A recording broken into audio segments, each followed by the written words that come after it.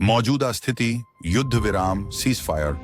लगभग 12 दिनों तक चले गंभीर संघर्ष के बाद फिलहाल एक नाजुक युद्ध विराम लागू हुआ है। हालांकि दोनों पक्ष छोटे पैमाने पर मिसाइलें और ड्रोन लॉन्च कर रहे हैं। अमेरिकी पूर्व राष्ट्रपति ट्रंप और इजरायल सरकार दावा कर रहे हैं कि विराम बहुत अच्छा चल रहा है। हमला और जवाबी कार्रवाई। इजरायल और अमेरिका ने ईरानी परमाणु और सैन्य ठिकानों पर सटीक हवाई हमले किए। ईरान के 120 भवन हुए नष्ट, लगभग 600 ईरानी मारे गए और 4,900 घायल हुए। कई परमाणु वैज्ञानिक और सैन्य कमांडर मारे गए। ईरान ने बेरशिबा में सोरोका अस्पताल पर सेजिल बैलिस्टिक मिसाइल से हमला किया, जिसमें 50 लोग घायल हुए और यहां रासायनिक रिसाव की आशंका भी जताई गई।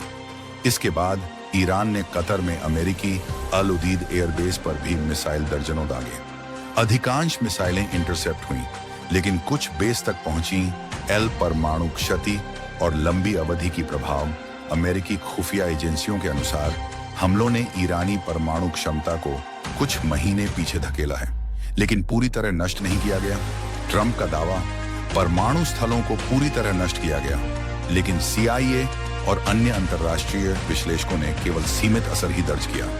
राजनीतिक प्रतिक्रियाएं और कूटनीतिक पहल। ट्रंप ने कहा कि अमेरिकी और ईरानी अधिकारी अगली हफ्ते वार्ता करेंगे और लंबे बातचीत की गुंजाइश है। ईरान ने IAEA पर विजिट रोक दी है और परमाणु निरीक्षणों से असहयोग जारी रखा है। फ्रांस, चीन व महासभाएं शांति पर जोर दे रही हैं। इस बीच इजराइल गाजा मुद्दे पर फिर से फोकस कर रहा है। मुद्दा स्थिति जुड़वाम, युद्ध विराम लागू, लेकिन भंग और आंशिक मिसाइल लॉन्च जारी। मानव हानियां ईरान में 60-100 प्लस, इजराइल में 28 की मौत और हजारों घायल। परमाणु क्षति, कुछ महीने की देरी।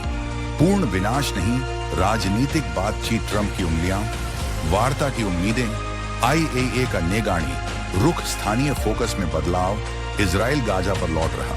इजरानी आंतरिक कार्रवाई तेज। ये संघर्ष सामरिक रूप से महत्वपूर्ण था, जिसमें दोनों पक्ष भारी क्षति का दावा कर रहे हैं। फिलहाल का युद्ध विराम अस्थिर है और दीर्घकालिक कूटनीतिक हल पर ट्रंप तथा अन्य वैश्विक खिलाड़ी काम कर रहे हैं। विशेषकर ईरान का परमाणु व सैन्य